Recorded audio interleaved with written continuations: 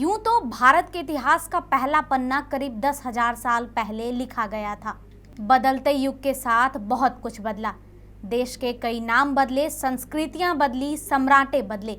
अगर कुछ नहीं बदला तो भारत का स्वर्णिम इतिहास। आज आपको इस वीडियो में भारत के स्वर्णिम इतिहास से रूबरू करवाएंगे, जिसने भारत को पूरे विश्व में सबसे अलग बनाया।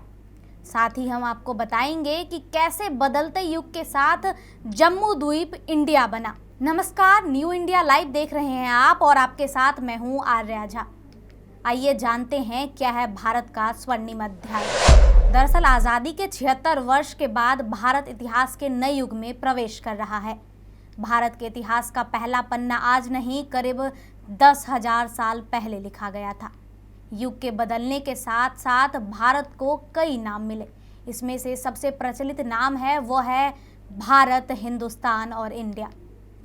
प्राचीन काल के विभिन्न धर्म ग्रंथों में यह उल्लेख है कि भारत का नाम महान सम्राट चक्रवर्ती राजा भरत के सम्मान में रखा गया था। इतना ही नहीं, यह नाम विष्णु पुराण, वायु पुराण, लिंग पुराण, ब्रह्मांड पुराण, अग्नि पुराण, स्कंद पुराण और मार्कंडेय पुराण में भी आता है।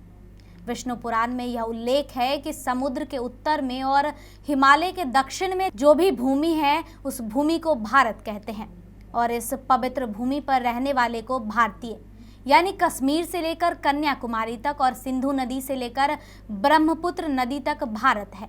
साथ ही हिमालय और सिंध नदी ने भारत को अपनी भौगोलिक पहचान देने में अहम भूमिका निभाई है। क्या आपको पता है, हिमालय के पास होने के कारण इस क्षेत्र को आर्यावर्त ब्रह्म ऋषि देश कहा गया है। वहीं सिंधु नदी सहित अन्य नदियों के किनारे होने के कारण इसे सप्त सैंधव नाम मिला है। फिर सिंध से इंडस नाम किया गया और अंत में इसे इंडिया कहा गया। वहीं फारसियों ने सिंध को हिंदी में हिंद कहा है और इस क्षेत्र को हिंदुस्तान कहा है। भारत ने सिंधु घाटी सभ्यता, मोहनजोदारो, कालीबंगा, रंगपुर जैसे नगरों का विकास देखा है, जिससे पाकिस्तान, पाटलिपुत्र, उज्जैन, कौशाम्बी जैसे शहरों का विकास हुआ। इस दौर में दक्षिण भारत के निवासियों ने समुद्र पार दक्षिण पूर्व एशिया के में भारत संस्कृति का प्रचार किया, जिसका प्रमाण इंडोनेशिया, मलेशिया, थाईलैंड, कंबोडिया जैसे अनेक देशों से मिलते हैं।